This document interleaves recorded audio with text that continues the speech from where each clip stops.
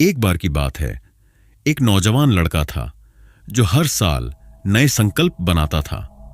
कभी कहता कि सुबह जल्दी उठूंगा, कभी बोलता कि मोबाइल छोड़कर पढ़ाई करूंगा, तो कभी सोचता कि अब हर दिन जिम जाऊंगा।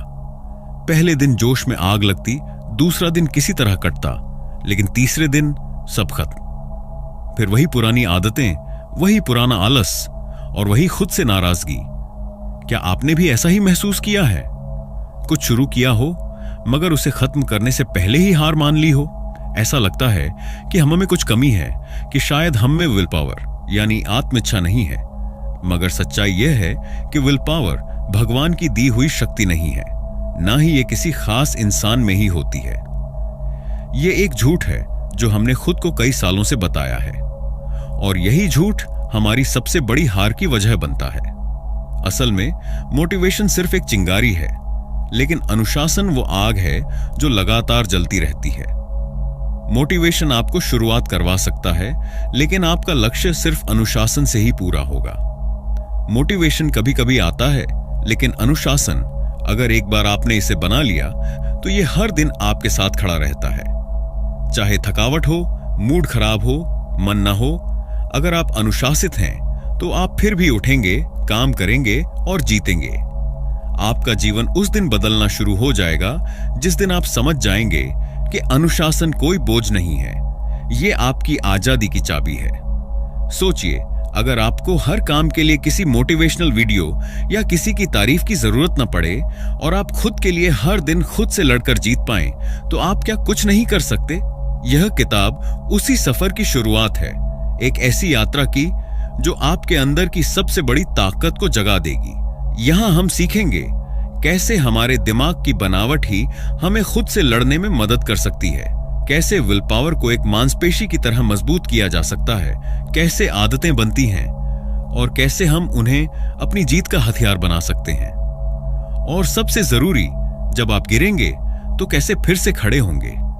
यह कोई जादू की किताब नहीं है, यह सुपर हीरो बनने की सीधी और सच्ची राह है। और अच्छी बात यह है कि इस रास्ते पर चलने के लिए आपको किसी अलौकिक शक्ति की जरूरत नहीं, सिर्फ एक फैसला चाहिए, अब मैं रुकूंगा नहीं। तो चलिए इस सफर की शुरुआत करते हैं, उस दुनिया में कदम रखते हैं जहां अनुशासन सिर्फ आदत नहीं बल्कि पहचान बन जाता है। और एक बार जब आपने अपनी पहचान अनुशासित बना ली तो कोई भी लक्ष्य आपसे दूर नहीं रहेगा। Chapter 1, the foundation of self discipline.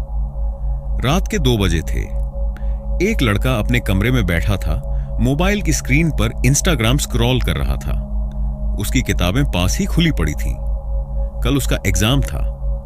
मन के अंदर एक आवाज आ रही थी, पढ़ ले वरना पछताएगा, लेकिन उंगलियां शम स्क्रीन से हटने का नाम ही नहीं ले रही थीं। आखिर वो बोला, कल से पक्का, कल से बदलाव, मगर कल कभी नहीं आया। अब सोचिए, ऐसा उसके साथ ही नहीं, हमारे साथ भी होता है। लेकिन क्यों? क्योंकि हमें अनुशासन का मतलब ही ठीक से नहीं सिखाया गया। हमें लगता है कि अनुशासन का मतलब है खुद पर जबरदस्ती करना, जैसे जबरन सुबह उठना, पसंद का खाना छोड़ देना या खुशियां मारकर सिर्फ सही काम करना। लेकिन असलियत कुछ और है। आत्म अनुशासन का मतलब खुद को रोकना नहीं है, बल्कि खुद को चलाना है सही दिशा में। यह कोई सज्जा नहीं है, यह आपकी आजादी का तरीका है। जब आप आत्म अनुशासित होते हैं तब आप हर हाल में अपने फैसलों पर टिके रहते हैं, चाहे मन हो या ना हो, माहौल अच्छा हो या बुरा। आप एक सैनिक की तरह होते हैं, अपने नियम खुद बनाते हैं और उन पर चलना खुद की जिम्मेदारी मानते हैं। अब मान लीजिए कि अनुशासन एक मांसपेशी है। हां, बिल्कुल वैसे ही जैसे आपके हाथ पैर की मांसपेशियां होती हैं। अगर आप इसे रोज थोड़ी थोड़ी मेहनत से इस्तेमाल करेंगे तो ये मजबूत बनेगी, लेकिन अगर हर वक्त इससे काम लेते रहेंगे बिना आराम दिए तो ये थक भी जाएगी। इसलिए जरूरी है कि आप छोटे छोटे अभ्यासों से शुरुआत करें। सुबह 10 मिनट पहले उठना, एक बार में 30 मिनट फोकस करना, एक बुरी आदत को एक दिन के लिए छोड़ना, ये सब छोटे कदम होते हैं जो मिलकर आपको मजबूत बना देते हैं। अब आता है असली game changer, identity first approach. यानी पहले यह तय करो कि तुम हो कौन। अगर आप खुद को मैं आलसी हूं, मुझसे नहीं होगा, मैं बहुत भावुक हूं कहेंगे, तो चाहे जितने मोटिवेशनल वीडियो देख लो फर्क नहीं पड़ेगा। लेकिन अगर आप अपनी पहचान बदलते हैं, मैं एक अनुशासित इंसान हूं, मैं जो सोचता हूं वो करता हूं, मैं अपनी मेहनत का राजा हूं, तो आपका दिमाग उस पहचान के हिसाब से काम करने लगता है। इसीलिए आज का एक्शन स्टेप यह है, अपनी अनुशासित पहचान खुद से लिखो।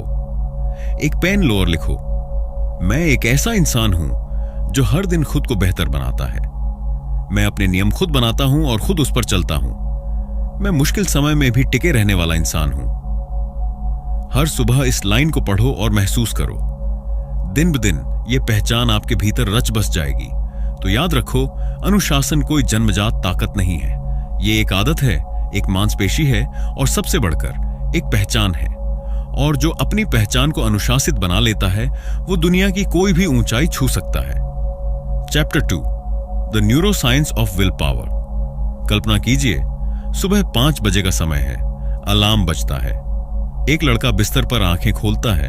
मन कहता है, उठ जा, जिम जाना है, तुझे फिट होना है, तुझे कुछ कर दिखाना है। लेकिन तभी दूसरा मन कहता है, थोड़ा और सो ले, कल से पक्का। और वो फिर कंबल ओढ़ लेता है। अब सोचिए, ऐसा क्यों हुआ? क्या उस लड़के को पता नहीं था कि जिम जाना जरूरी है? क्या उसके इरादे कमजोर थे? नहीं, असली खेल उसके दिमाग के अंदर चल रहा था। हमारा दिमाग 2 हिस्सों में काम करता है। एक हिस्सा होता है इंस्टेंट, यानी झटपट फैसले लेने वाला, इंपल्सिव ब्रेन, और दूसरा होता है सोच समझकर निर्णय लेने वाला, रैशनल ब्रेन। इंपल्सिव ब्रेन कहता है जो अच्छा लगे अभी वही करो। रैशनल ब्रेन कहता है जो जरूरी है उससे पहले करो। और इन दोनों की लड़ाई में जो जीतता है वही हमारी दिशा तय करता है। इस लड़ाई का सबसे बड़ा हथियार होता है डोपामिन, यानी खुशी और इनाम की भावना। जब हम इंस्टाग्राम पर एक रील देखते हैं, फिर दूसरी, फिर तीसरी, हमें अंदर ही अंदर डोपामिन मिल रहा होता है, मजा, आराम, तसल्ली। इसीलिए हम उसमें फंस जाते हैं। दूसरी तरफ होता है सेरोटोनिन, जो स्थायी शांति, संतुलन और संतुष्टि देता है। और इन सब के ऊपर बैठा होता है हमारा प्रीफ्रंटल कॉर्टेक्स, वो हिस्सा जो निर्णय लेता है, कहता है रुको, ये काम जरूरी है, आगे बढ़ो। लेकिन दिक्कत तब होती है जब हमारी इच्छा शक्ति, विल पावर, थक जाती है। जी हां, इच्छा शक्ति भी एक बैटरी की तरह होती है। दिन की शुरुआत में जब आप उठते हैं तब वो चार्ज होती है। लेकिन हर छोटे फैसले पर, क्या पहनूं, क्या खाऊं, किससे बात करूं, किस नोटिफिकेशन को चेक करूं, थोड़ी थोड़ी बैटरी खर्च होती जाती है। अब अगर सबसे मुश्किल काम आप दिन के उस वक्त करने की कोशिश करेंगे जब आपकी इच्छा शक्ति डगमगा रही हो, तो असफल होना तय है। यही वजह है कि ज्यादातर लोग रात में पढ़ने बैठते हैं और 10 मिनट में मोबाइल चला लेते हैं। तो इसका इलाज क्या है? Smart planning. आपका एक्शन स्टेप यह है, अपने सबसे जरूरी और कठिन काम दिन की शुरुआत में शेड्यूल करें, जब आपकी इच्छा शक्ति सबसे ताजा होती है। उदाहरण, अगर पढ़ाई करनी है, सुबह 6 से 8 बजे का स्लॉट बना लो। जाना है, सुबह उठकर सबसे पहले जाओ। अगर कोई नई आदत शुरू करनी है, उसे दिन की शुरुआत में लाओ, न कि रात के कोने में। इच्छा शक्ति को बर्बाद मत करो मोबाइल स्क्रॉल में या बेकार की बातों में। उसे बचाओ अपने मिशन के लिए। और सबसे जरूरी बात, खुद को दोष मत दो अगर कभी आप फेल हो गए। यह कमजोरी नहीं है, यह सिर्फ विज्ञान है। अब जब आप ये साइंस जानते हैं तो इसे अपने हक में इस्तेमाल करो। आपका दिमाग एक मशीन है और अब आप उसके मास्टर बनने जा रहे हैं। अब से आपकी इच्छा शक्ति आपके इशारों पर काम करेगी, ना कि आपकी आदतें आपकी इच्छा शक्ति को कुचलेंगी। Chapter 3, destroying procrastination at the root. क्या आपने कभी किसी जरूरी काम को बार बार टालते हुए खुद से यह कहा है, मैं बहुत आलसी हूं? क्या आप किसी प्रोजेक्ट को टालते रहे यहां तक कि डेडलाइन आ गई और फिर आपने खुद को कोसा, मेरे अंदर कुछ कमी है? अगर हां, तो एक बात आज दिमाग में ठोक लो, आप आलसी नहीं हैं। आप सिर्फ अपने इमोशंस को मैनेज नहीं कर पा रहे। जी हां, प्रोक्रास्टिनेशन यानी काम टालना कोई आदत नहीं, बल्कि इमोशनल रिएक्शन है। हम किसी काम को इसीलिए टालते हैं क्योंकि वो काम हमें बोरिंग, मुश्किल या अजीब लगता है। हमारा दिमाग उस दर्द से बचना चाहता है, इसीलिए कहता है बाद में कर लेंगे, और हम बहक जाते हैं। असल में हमारा मन आराम पसंद है, उसे तुरंत मजा चाहिए, तुरंत संतोष चाहिए। और जब कोई काम उस मजे से दूर ले जाता है, जैसे पढ़ाई, रिपोर्ट लिखना, सफाई करना, तो हमारा दिमाग उस दर्द से बचने के लिए प्रोक्रास्टिनेट करता है। लेकिन अच्छी खबर यह है, इस बीमारी का इलाज है। पहला हथियार है 10 मिनट रूल। यह नियम कहता है कोई भी काम शुरू करने से पहले खुद से कहो बस 10 मिनट करूंगा, फिर चाहो तो छोड़ देना। अद्भुत बात यह है कि जब आप शुरू कर देते हैं तो दिमाग की इनर्शिया यानी जड़ता टूट जाती है, और 10 मिनट बाद अक्सर आप 20 से 30 मिनट काम करते चले जाते हैं। सबसे मुश्किल हिस्सा होता है शुरुआत करना, इसलिए दूसरा हथियार है फ्रिक्शन कम करना। सोचिए, अगर आपके पढ़ने की किताबें इधर उधर फैली हों, लाइट धीमी हो, मोबाइल पास पड़ा हो, तो क्या आप मन लगाकर पढ़ पाएंगे? नहीं, क्योंकि शुरू करने में बहुत अड़चने हैं। इसलिए काम को शुरू करना आसान बनाओ। किताब टेबल पर खुली रखो, मोबाइल दूर रखो, जो करना है वो पहले से तैयार रखो। फ्रिक्शन कम, स्टार्ट करना आसान, प्रोग्रेस शुरू। अब आती है सबसे मजबूत रणनीति, टाइम ब्लॉकिंग और मिनी हैबिट्स। टाइम ब्लॉकिंग मतलब दिन को हिस्सों में बांटो। जैसे सुबह 7 से 8 बजे सिर्फ रीडिंग का स्लॉट, उस टाइम पर और कुछ नहीं। मिनी हैबिट्स मतलब काम को इतना छोटा कर दो कि मना करने का बहाना ही ना बचे। जैसे एक पेज पढ़ूंगा, 2 मिनट एक्सरसाइज करूंगा, 5 लाइन लिखूंगा। ये छोटी जीतें आपके आत्मविश्वास को रोज मजबूत करती हैं। धीरे धीरे आपका दिमाग समझ जाता है काम करना मुश्किल नहीं है, बस करना शुरू करना है। तो अगली बार जब दिमाग बोले कल कर लेंगे, तो जवाब दो बस 10 मिनट कर लूंगा, फिर जो होगा देखा जाएगा। ये आपकी जीत की शुरुआत होगी, क्योंकि जो इंसान काम टालना छोड़ देता है वो जिंदगी से जीतना शुरू कर देता है। Chapter 4, building mental toughness. एक अमेरिकन नेवी सीएल की ट्रेनिंग चल रही थी। सर्दियों की रात थी, पानी बर्फ जैसा ठंडा था। इंस्ट्रक्टर ने उन्हें कहा, अब 30 मिनट इस ठंडे पानी में बैठकर खुद को शांत रखना है।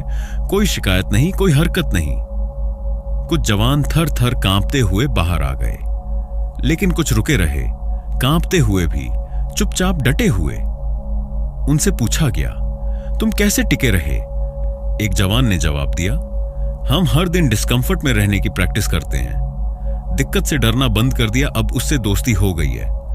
यही है मेंटल टफनेस, मानसिक ताकत। और इसकी सबसे बड़ी पहचान है ग्रिट, यानी मुश्किल हालात में भी टिके रहना। हार मानने से पहले 100 बार गिरना और 100 बार उठ खड़े होना। आप सोचेंगे, भाई हम नेवी सीएल तो नहीं हैं। लेकिन ध्यान दो, मेंटल टफनेस सिर्फ फौजियों की चीज नहीं है। ये हर उस इंसान की जरूरत है जो अपने सपनों के लिए लड़ रहा है। अब सवाल उठता है, ये ताकत आती कहां से है? एक, असहजता का प्रकाश। तकलीफ से भागो मत, उससे टकराओ। दिक्कत यह है कि आज की दुनिया बहुत कंफर्टेबल हो गई है। एसी कमरे, फूड डिलीवरी, इंस्टाग्राम रील, सब कुछ आरामदायक और आसान। लेकिन जो इंसान हर दिन सिर्फ आराम में जीता है, वो मुश्किल आते ही टूट जाता है।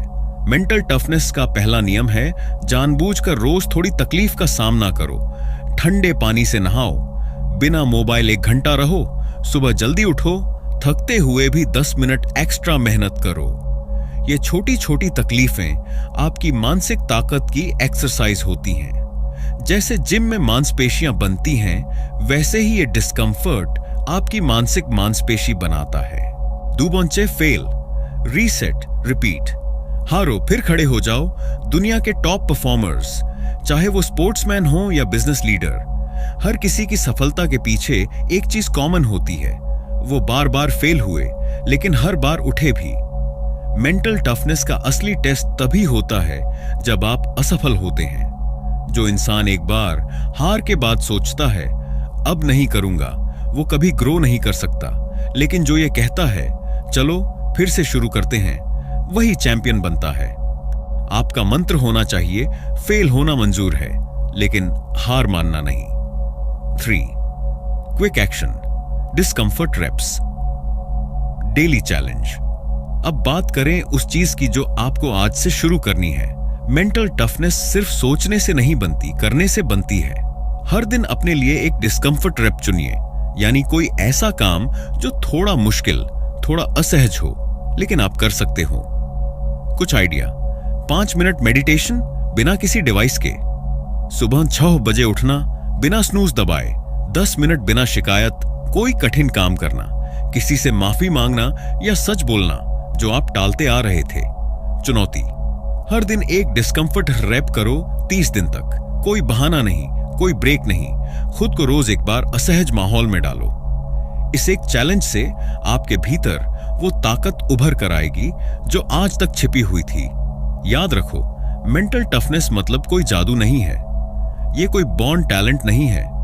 ये तो एक आदत है, हर दिन थोड़ा मुश्किल झेलने की, हर दिन खुद को थोड़ा बेहतर बनाने की। जो इंसान खुद से लड़ना सीख जाता है, दुनिया उसकी जीत रोक नहीं सकती। Chapter 5, systems not goals. Rahul ने नए साल की पार्टी में सबके सामने जोर से कहा, इस साल मैं फिट हो जाऊंगा, रोज जिम जाऊंगा, जंक फूड बंद करूंगा और 6 पैक बना लूंगा। सभी ने तालियां बजाईं। एक हफ्ता बीता, राहुल हर दिन जिम गया। दूसरे हफ्ते कभी गया कभी नहीं, तीसरे हफ्ते बस बहाने, चौथे हफ्ते जिम का बैग भी नहीं देखा। अब आप सोचिए, क्या राहुल का लक्ष्य, गोल गलत था? नहीं, उसका इरादा भी सच्चा था। फिर क्या हुआ? असल में लक्ष्य तय करना आसान है, उसे पूरा करना मुश्किल नहीं, अगर आपके पास सिस्टम हो। लक्ष्य और सिस्टम में फर्क क्या है? गोल है, मुझे 10 किलो वजन कम करना है। सिस्टम है, मैं हर सुबह 7 बजे 30 मिनट वॉक करूंगा और रात 9 बजे से पहले खाना खा लूंगा। गोल आपको दिशा दिखाता है, लेकिन सिस्टम आपको रोज उस दिशा में बढ़ाता है। टॉप एथलीट, बिजनेस लीडर, कलाकार, सबकी कामयाबी के पीछे यही राज है। उनके पास सिस्टम होता है जो रोज के छोटे फैसलों को आसान और ऑटोमेटिक बना देता है। आदतें जो सफलता को ऑटोमेटिक बना देती हैं। जब आप रोज छोटे छोटे काम करते हैं, जैसे सुबह बिस्तर ठीक करना, हर दिन 20 मिनट पढ़ना, खाने से पहले पानी पीना, ये छोटी आदतें मिलकर एक सिस्टम बनाती हैं। आप सोचो, अगर आपको हर बार खुद को समझाना पड़े कि मुझे जिम जाना है, तो आप थक जाएंगे। लेकिन अगर ये आपकी आदत बन गई, तो आप सोचने के बिना कर लेंगे। आदत ऑटो पायलट सफलता। और ऐसी ही एक आदत होती है जिसे कहते हैं कि स्टोन हैबिट। ये वो आदत है जो बाकी जिंदगी को भी सुधार देती है। उदाहरण, सुबह जल्दी उठने की आदत। टाइम मिलेगा पढ़ने, कसरत करने, प्लानिंग करने के लिए। हर रात 15 मिनट रिव्यू करने की आदत, दिन भर की प्रगति साफ दिखेगी। हर दिन एक्सरसाइज, ऊर्जा, आत्मविश्वास और नींद सब सुधरती है। एनवायरनमेंट डिजाइन, माहौल ऐसा बनाओ कि सिस्टम खुद चले।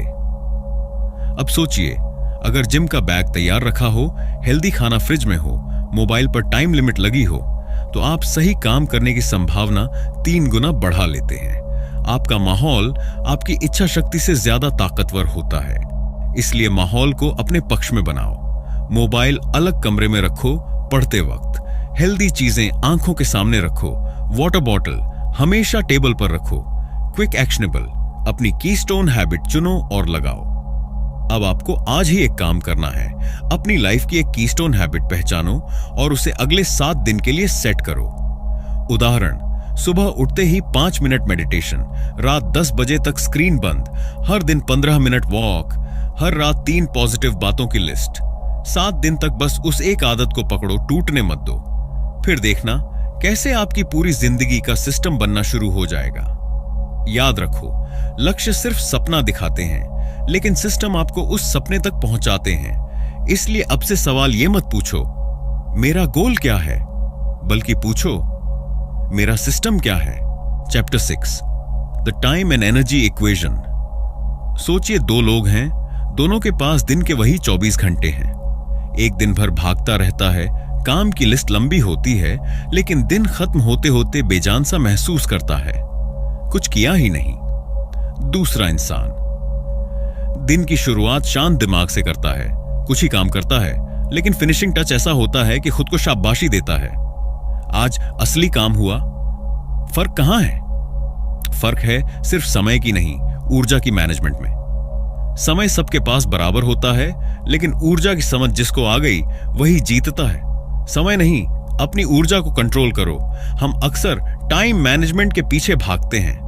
टू डू लिस्ट बनाओ, अलार्म लगाओ, कैलेंडर भरो। लेकिन सवाल यह है, अगर आप किसी काम के लिए 2 घंटे का स्लॉट बनाओ और उस वक्त आपकी एनर्जी ही लो हो, तो क्या आप सच में वो काम कर पाओगे? सच्चाई यह है कि आपका दिमाग पूरे दिन एक जैसा काम नहीं करता। आपकी सोच, रचनात्मकता और फोकस सबका एक ऊर्जा चक्र होता है, सर्केडियन रिदम। शरीर की बायोलॉजिकल घड़ी समझो। हर इंसान के शरीर के अंदर एक सर्केडियन रिदम होता है, यानी शरीर का नेचुरल एनर्जी टाइम टेबल। सुबह 5 से 8 बजे शरीर धीरे धीरे एक्टिव होता है। सुबह 9 से 12 बजे दिमाग सबसे तेज, सबसे फोकस्ड होता है। दोपहर 1 से 3 बजे ऊर्जा गिरती है, इसलिए नींद आती है। शाम 4 से 6 बजे शारीरिक एनर्जी फिर से बढ़ती है। रात 8 बजे के बाद शरीर आराम की मांग करता है। इसका मतलब साफ है, अपने सबसे कठिन और दिमागी काम सुबह 9 से 12 के बीच करो। सोशल मीडिया, ईमेल चेक करना या हल्के टास्क वो दोपहर बाद के लिए रखो। कभी ऐसा लगा है कि दिन के आखिर में आप बस कुछ भी देखने, खाने या स्क्रॉल करने लगते हैं? यह होता है डिसीजन फटीग। जब आप दिन भर में इतने छोटे छोटे फैसले ले लेते हो, क्या पहनूं, किससे बात करूं, क्या खाऊं, किसको जवाब दूं, कि आपका दिमाग थक जाता है। थका हुआ दिमाग फिर आसान रास्ता चुनता है, स्क्रॉल करना, टालना, भूल जाना। बचने का तरीका, सुबह की दिनचर्या फिक्स करो, जैसे क्या पहनना है, क्या खाना है। दोपहर में ब्रेक जरूर लो, माइंड को रिसेट करने के लिए। दिन के अंत में अनावश्यक फैसले न लो। क्या देखूं, क्या पढ़ूं का पहले से तय प्लान हो। Quick actionable anti distraction ritual बनाओ। अब असली गेम प्लान आता है, डिस्ट्रैक्शन को हराने का तरीका। आज के दौर में सबसे बड़ी चुनौती है ध्यान भटकने से बचना। हर नोटिफिकेशन, हर कॉल, हर रील आपकी एकाग्रता को चबाकर खा जाती है। इसलिए जरूरी है कि आपका एक एंटी डिस्ट्रैक्शन रिचुअल हो। आगे है एक बेहद असरदार रूटीन। 1 डिजिटल क्लीन जोन बनाओ। काम से पहले 30 सेकंड। मोबाइल एयरप्लेन मोड, सभी नोटिफिकेशन ऑफ। ब्राउजर में डिस्ट्रैक्शन ब्लॉकर ऑन, जैसे न्यूज फीड इरेडिकेटर। 2 माइंड को प्रेप करो। 1 मिनट 3 डीप ब्रीथ लो। खुद से कहो, अगले 30 मिनट सिर्फ ये काम, कुछ और नहीं। 3 टाइम ब्लॉक सेट करो, 25 से 30 मिनट। 1 अलार्म या पोमोडोरो टाइमर लगाओ। एक ही काम पर फोकस रखो। 4 मिनी ब्रेक, हर 30 से 45 मिनट बाद 5 मिनट का ब्रेक लो। चलो, पानी पियो, आंखें बंद करो। यह क्यों जरूरी है? क्योंकि जब आप अपना एनर्जी लेवल पहचान लेते हैं, डिस्ट्रैक्शन हटाते हैं और फैसलों की थकान को सीमित करते हैं, तब आप कम समय में ज्यादा गहरा काम कर पाते हैं। आप थकते नहीं, आप जलते नहीं, आप चमकते हैं। अब आपसे सवाल, आप हर दिन कितने घंटे नहीं, कितने मिनट फोकस में रहते हैं? क्योंकि फर्क वहीं से शुरू होता है। अब से सिर्फ टाइम मैनेज मत करो, अपनी एनर्जी की कमान संभालो। Chapter 7, emotional kung fu. एक बार एक लड़के ने ठान लिया कि वह हर दिन सुबह 6 बजे उठकर दौड़ लगाएगा। पहले दिन सब कुछ ठीक था, दूसरे दिन भी उठा, लेकिन तीसरे दिन जैसे ही अलार्म बजा, मन बोला, यार आज बहुत थकावट लग रही है, कल से पक्का थोड़ा और सो लेता हूं। और बस वहीं से सब खत्म। अब सवाल उठता है, यह लड़का क्या अनुशासनहीन था? क्या इसमें इच्छा शक्ति की कमी थी? नहीं, असल में यह भावनाओं का मामला था। उसकी इच्छा थी, इरादा भी था, लेकिन एक अस्थायी भावना, थकान, आलस, मन का मूड उस पर हावी हो गई। इसी को कहते हैं इमोशनल हाईजैक, जब आपकी भावना आपकी सोच को काबू कर ले। और यही कारण है कि सेल्फ कंट्रोल यानी आत्मनियंत्रण का सबसे बड़ा दुश्मन है इमोशन मिसमैनेजमेंट। लेकिन अच्छी बात यह है, इसका इलाज है, और उस इलाज का नाम है इमोशनल कुंग-फू। आपने देखा होगा, जो लोग सबसे ज्यादा अनुशासित और शांत दिखते हैं, वो हमेशा खुश नहीं होते। उनके अंदर भी गुस्सा आता है, डर लगता है, थकावट होती है, लेकिन वो एक चीज जानते हैं, भावनाएं अस्थायी होती हैं। अगर आप 5 से 10 मिनट झेल जाओ तो वो गुजर जाएंगी।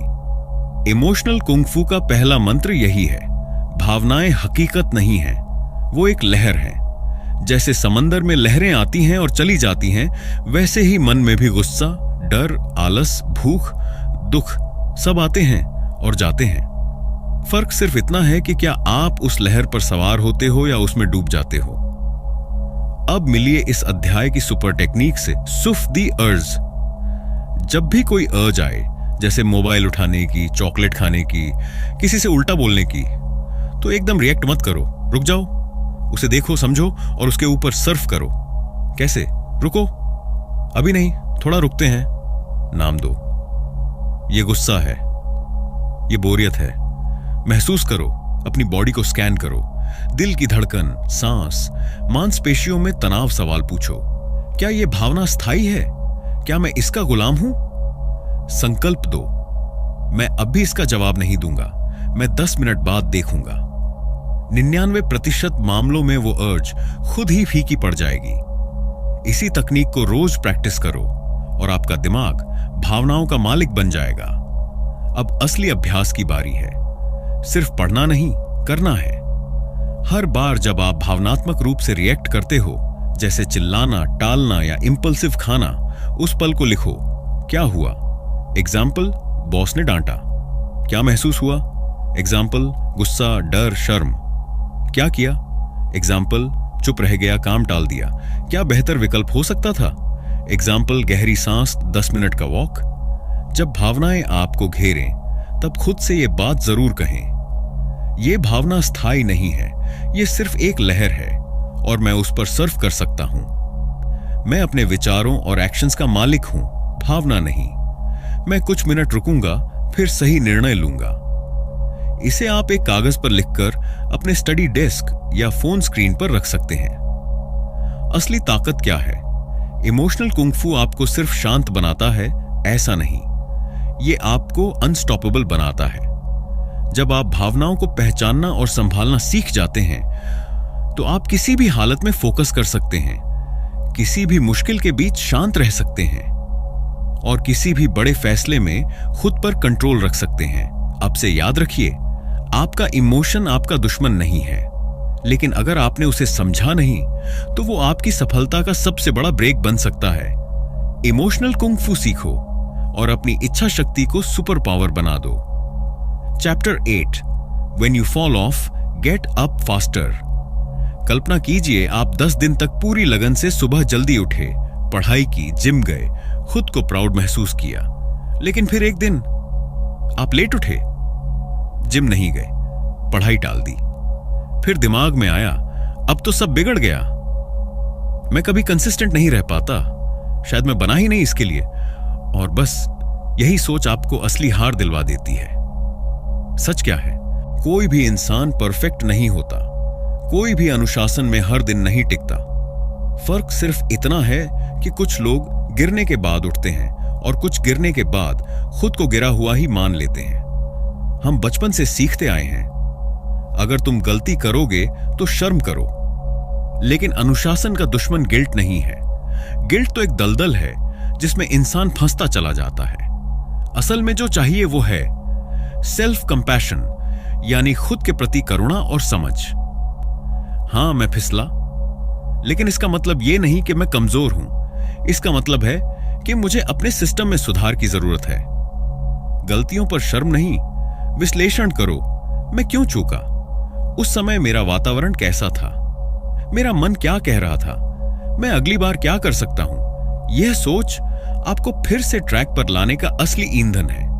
If then recovery strategy. गिरने से पहले प्लान बनाओ। जी हां, गिरना इंसानी है, लेकिन उसके बाद क्या करना है यह पहले से तय होना चाहिए।